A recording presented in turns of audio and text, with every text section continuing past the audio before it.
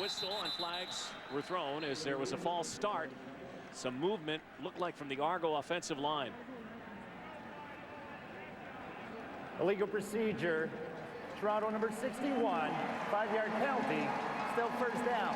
That's the voice of Andre Proulx. He is our referee tonight. Our umpire is Patrick MacArthur. Left guard Cedric Gagne-Marcoux draws the flag on the play.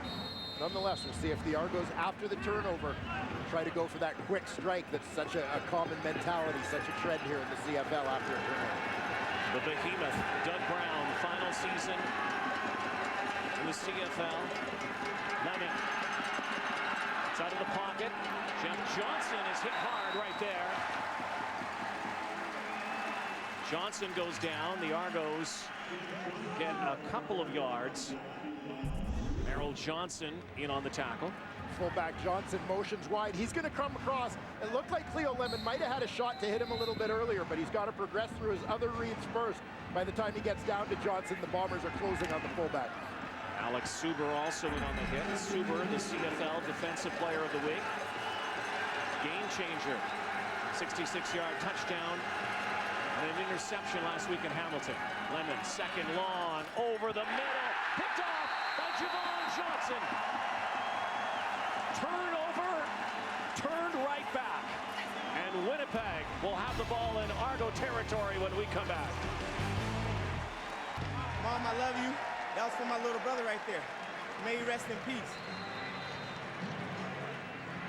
Vaughn Johnson provides the Winnipeg Blue Bombers with their 5th interception in the first 2 weeks of the season. Johnson, who had 4 last year. Little play action. Fred Reed gets his first touch. The CFL rushing leader from a year ago. Rumbles close to the 30-yard line. As you mentioned, Rod, Javon Johnson had 4 picks last season. He's a little bit of a ball hawk, but the thing I'd like to see different here is for Cleo Lemon to throw the ball where only his receiver can get to it. Javon Johnson is inside of Spencer Watt. If Cleo Lemon directs this one a little more to the outside, Javon Johnson doesn't have a shot at it. Only Spencer Watt does. 5 minutes gone, opening quarter, 2nd and 5. Play action this time. Pierce on the go. In trouble, lets it fly. On the sideline, it's Aaron Hargraves who makes the catch on the near sideline for a Winnipeg first down. Aaron Hargraves with his first catch of 2011.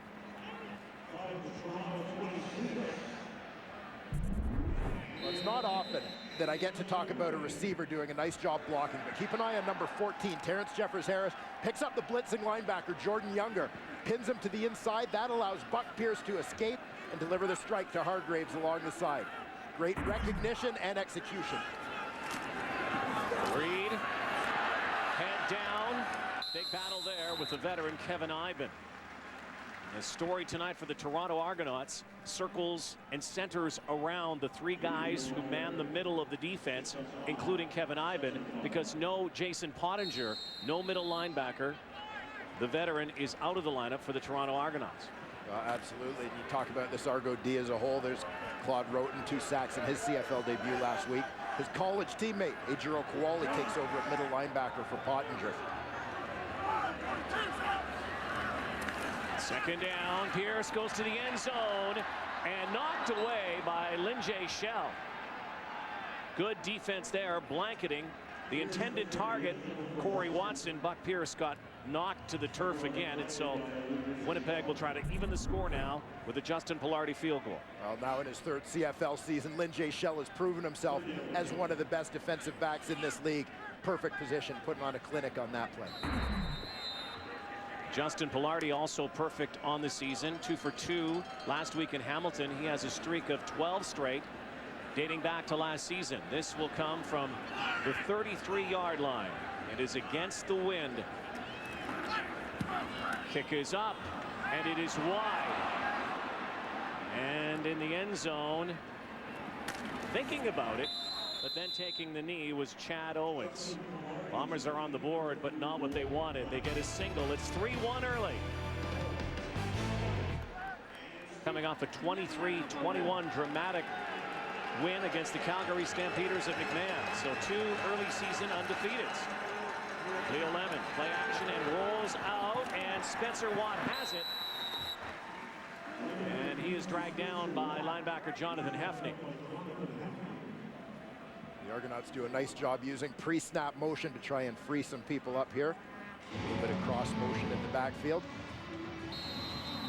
Jonathan Hefney looking pretty good as he makes the transition from the short side halfback position that he's played in his first 2 CFL seasons out to the field linebacker or Sam linebacker position. Gets a chance to use his physical nature, a pretty good run support guy. Only got into 6 games last year after coming back from an NFL tryout. Pushing hard ahead, trying to get to that first down marker is Corey Boyd. And the rivalry that exists between Fred Reed and Corey Boyd. Fact or fiction, Mr. Dwayne Ford? I'm going to call this one fiction. I've always felt this way when you talk about 2 running backs going head-to-head, competing with each other, because they're never actually on the field at the same time. You know, there was something Corey Boyd said during training camp suggesting that had he played every game last season, he would have won the rushing title instead of Fred Reed. Fred Reed, I think, was a little bit hurt by that, taken aback by that, but didn't make a big deal of it.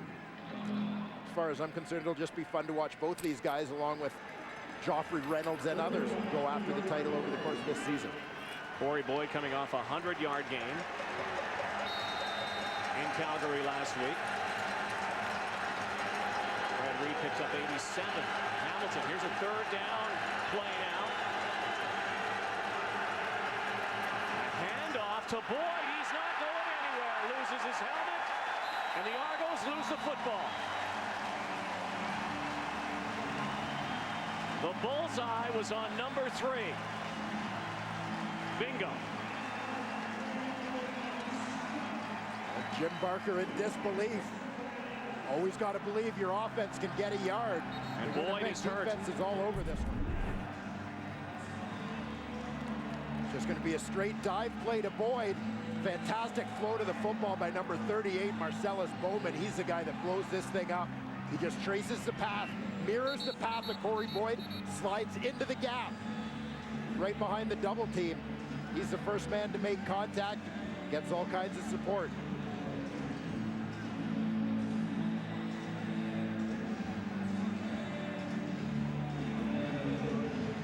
Dorian Smith there, and Marcellus Bowman. Corey Boyd got up, lost his helmet, and got up and took a couple of steps, then went back down to the turf, and it looks like working on his calf or knee.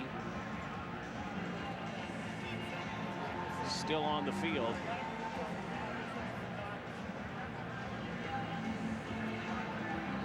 Jim Barker can only shake his head right now.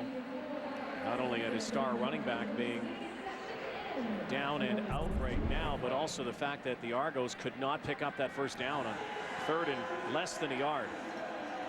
Well, Tim Burke's Winnipeg defense, frankly, out-executed the Toronto Argonaut offense on this critical 3rd down play. So Boyd limps gingerly to the sideline. Sean Churchill is with us. We'll try to get an update from the sideline shortly. So Winnipeg takes over. Turnover on downs this time. 1st and 10 from the Argo 44-yard line.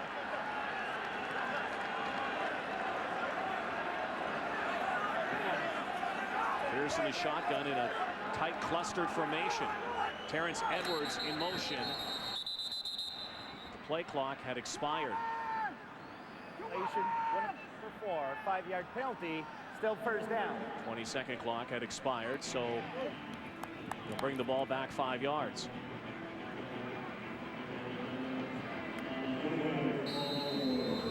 It seems odd that for all the time before that play, They had so much time. that they would have a time to put themselves in the hole here at 1st and 15. No kidding. Corey Watson, Aaron Hargraves go wide left and right. Fred Reed behind Buck Pearson, shotgun. 1st and 15, the Bombers. And once again, the clock had expired. Winnipeg number 4, 5-yard penalty, still 1st down. Buck Pierce is pointing to his helmet. He does have a speaker in that helmet where he can hear the plays being delivered to him, but clearly there is a lack of communication going on here. See the look from offensive coordinator Jamie Barisi. His frustration on the sidelines as well. Here comes the play clock again, inside 10 seconds. Great effort here by Evan McCullough to cut underneath the receiver Terrence Edwards and make a play on this football. Yeah, it was close. That looked like he may have been able to grab it, but he didn't argue at all. And yeah, you could see he dropped it. So the Bombers will punt this football away. Mike Renault. Chad Owens, nowhere to go.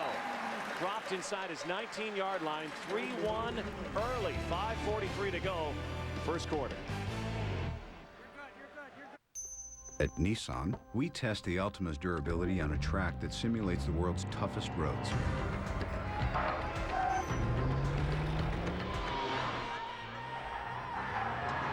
If it can survive this drive, it will survive yours. The Nissan Altima. Innovation that lasts, innovation for all. And now, during our employee pricing event, you can save up to $8,500 on Altima.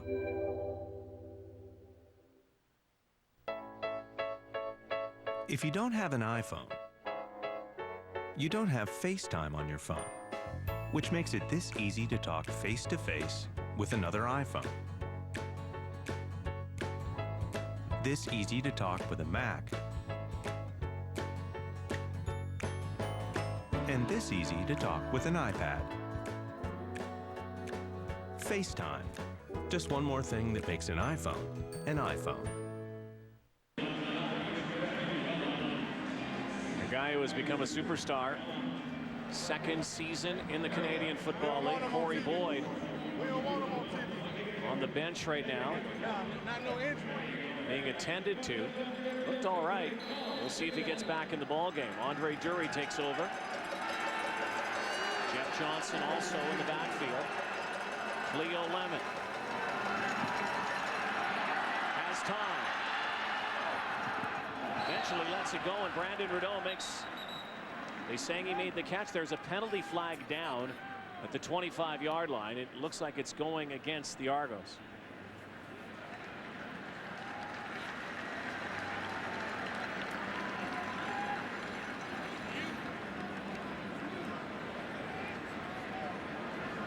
Andre Prue talks with Doug Brown, so it's going against Toronto. 10 yards. We'll see here if he might have gone over the line of scrimmage before he threw that football.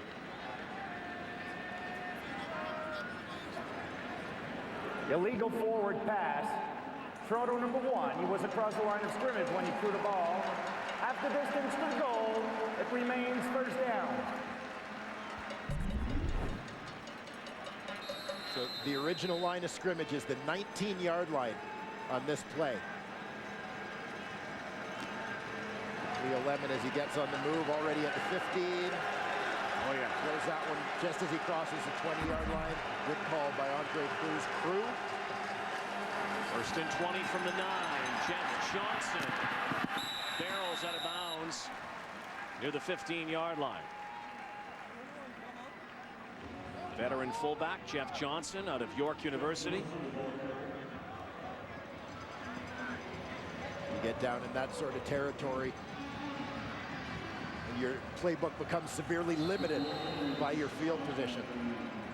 Argos do a nice job of getting anything positive out of that one. Inside 5 minutes to go in the opening quarter. First meeting of the season, second week of the season. Argos swept the Blue Bombers 3 meetings last year. Little delayed draw here.